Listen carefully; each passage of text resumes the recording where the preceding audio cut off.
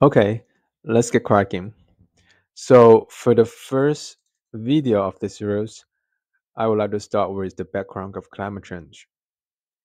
Actually, it is the Climate Change Summit COP28 held in Dubai last year that really gives me the inspiration to talk this idea in this presentation because it helped me conjure up with the example I read in the book of Why, which is also about a global warming issue.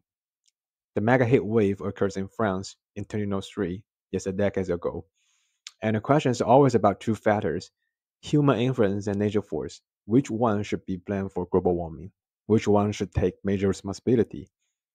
And it's been a long lasting debate and massive political factors involving.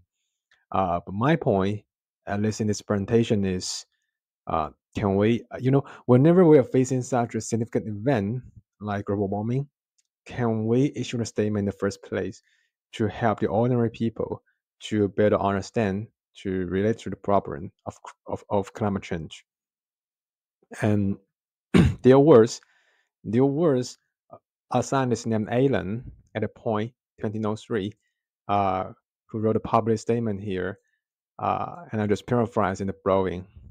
Dr. Alan observed it is very likely that over half of the FAR, FAR is a mathematical metric, by the way, the FAR of the temperature anomalies is attributable to human influence. And we know Dr. Allen felt like making an attribution.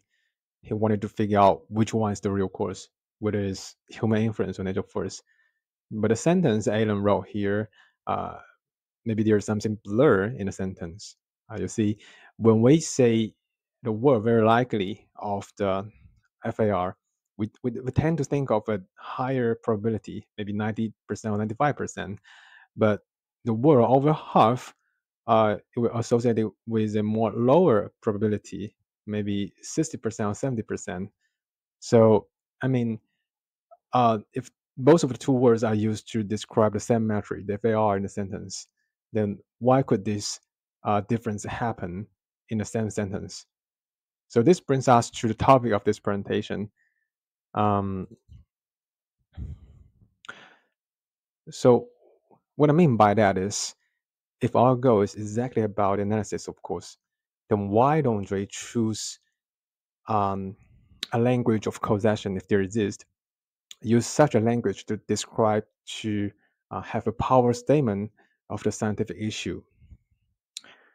So that is what we're going to do in the next session. And I will directly show you the ideas of counterfactual, which is the paragrams about how to understand causation.